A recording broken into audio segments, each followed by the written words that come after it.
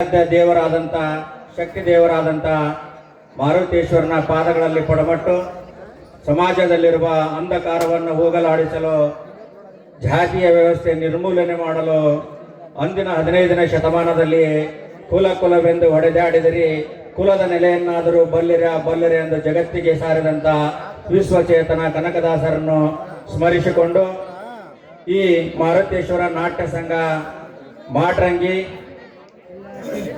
ರೈತನ ರಾಜ್ಯದಲ್ಲಿ ಗರ್ಜಿಸಿದ ರಾಯಣ್ಣ ಎಂಬ ಬಿಳೆಕಲ್ ಕವಿಯವರ ವಿರಚಿತ ಈ ನಾಟಕವನ್ನು ಉದ್ಘಾಟನೆಯನ್ನು ಮಾಡಿದಂಥ ನಿಮ್ಮೆಲ್ಲರ ನೆಚ್ಚಿನ ನಾಯಕರು, ಭವಿಷ್ಯದ ಮುಂದಿನ ಶಾಸಕರಾದಂಥ ಸನ್ಮಾನ್ಯ ಶ್ರೀ ಮಿಥುನ್ ಜಿ ಪಾಟೀಲ್ ಸಾಹೇಬರೇ, ಹಾಗೂ ಈ ಕಾರ್ಯಕ್ರಮದ ಸಾನ್ನಿಧ್ಯ ವಹಿಸಿದಂಥ ಪರಮ ಪೂಜ್ಯರೇ ಮತ್ತು ಜ್ಯೋತಿಯನ್ನು ಬೆಳಗಿಸಿದಂಥ ನಮ್ಮ ಮಾಟ್ರಂಗಿ ಗ್ರಾಮದ ಚಾರಿಟೇಬಲ್ ಅಧ್ಯಕ್ಷರಾದಂಥ ರವಿ ಎಸ್ ಗಡೇದವರೇ, ಮತ್ತು ನಮ್ಮ ಗಜೇಂದ್ರ ತಾಲೂಕಾ ಕುರುಬರ ಸಂಘದ ಅಧ್ಯಕ್ಷರಾದಂಥ ಅಂದಪ್ಪಣ್ಣ ಬಿಚ್ಚೂರವರೇ, ಮತ್ತು ಕುಂಟೋಜಿ ಸೊಸೈಟಿ ಅಧ್ಯಕ್ಷರಾದಂಥ ಮಕಾಂದರ್ ಅವರೇ, ಮತ್ತು ರಂಗನಾಥ್ ಡೊಳ್ಳಿನವರೇ, ಭೀಮಣ್ಣವರೇ, ಮತ್ತು ಮುತ್ತಣ್ಣ ಲೇವಕ್ಕಿ ಅವರೇ, ಮಲ್ಲಿಕಾರ್ಜುನ್ ಖಾರ್ಗೆ ಅವರೇ, ಅವರಿವರೆನ್ನದ ವೇದಿಕೆ ಮೇಲೆ ಕಾರ್ಯಕ್ರಮದಲ್ಲಿ ಭಾಗವಹಿಸಿದ ಎಲ್ಲ ಗಣ್ಯ ಮಾನ್ಯರೇ ಮತ್ತು ಈ ಊರಿನ ಯುವಕ ಮಿತ್ರರೇ ಮತ್ತು ನಾಟಕವನ್ನು ನೋಡಲು ಬಂದಂತ ಎಲ್ಲ ಕಲಾಭಿಮಾನಿಗಳೇ, ನನ್ನ ಆತ್ಮೀಯ ಸಂಗೀತ ಬಳಗವೇ,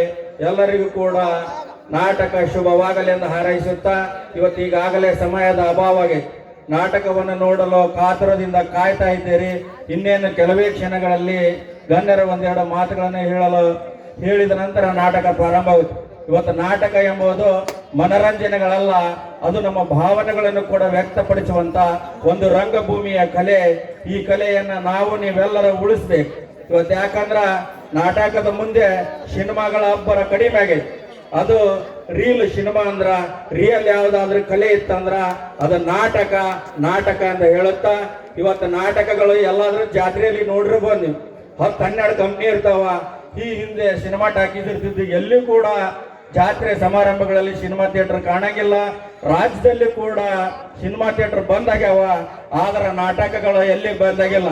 ದಿನ ಊರಲ್ಲಿ ಇವತ್ತು ಜಾತ್ರೆ ಹಬ್ಬ ಹರಿದಿನಗಳ ಪ್ರಾರಂಭವಾದ್ರ ನಾಟಕ ಪ್ರತಿದಿನ ಹಳ್ಳಿಯಲ್ಲಿ ಇರ್ತಾವ.